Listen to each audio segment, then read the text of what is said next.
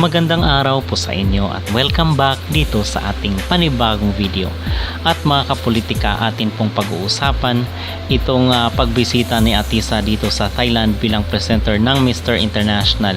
Dahil ngayong araw po, September 24, ay bumisita siya dito sa headquarter ng Miss Universe sa Thailand at most possibly magpo-post yan sa mga susunod na oras kung makikita ba sila ni Mr. Nawat.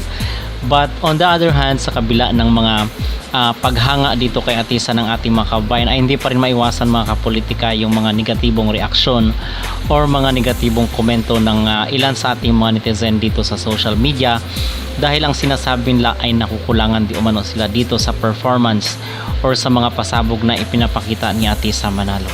Pero bago ang lahat ay huwag kalimutang mag-like at mag-subscribe na rin kayo para updated kayo sa ating mga latest issue. At sa kabila ng mga appreciation ng ating mga netizen dito kay Atisa ay hindi rin talaga maiwasan yung mga negatibong opinion, most especially doon sa mga iba nating mga kababayan. So yung maging reaction ko mga kapolitika dito sa mga bashers ay okay naman yung ipinakita ni Atisa. Maihalin tulad ko siya dito sa kanyang performance sa Miss Universe Philippines 2025 na kung saan ang sabi nung iba ay nagsasawa na sila kay Atisa bago pa man yung finals, ay marami na mga nagsasabi na medyo mahina si Atisa, pero here comes yung preliminary competition at doon sa finals na talagang nambulaga talaga si Atisa at marami ang nagulat sa kanyang performance. So hindi ibig sabihin na medyo kalmado pa lang ngayon si Atisa ay yun na ang kanyang maging performance dito sa preliminary or even sa finals. Hindi pa natin alam mga kapolitika ang mga pasabog na gagawin ni Atisa dahil for sure merong mga inihanda yung kanyang team.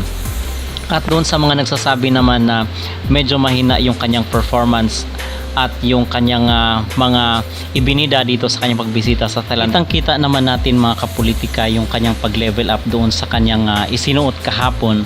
Kung ikukumpara mo ngayon dito sa kanyang isinuot na dilaw na kung saan ay kitang-kita at litaw na litaw talaga ang ganda ni Atisa Manalo.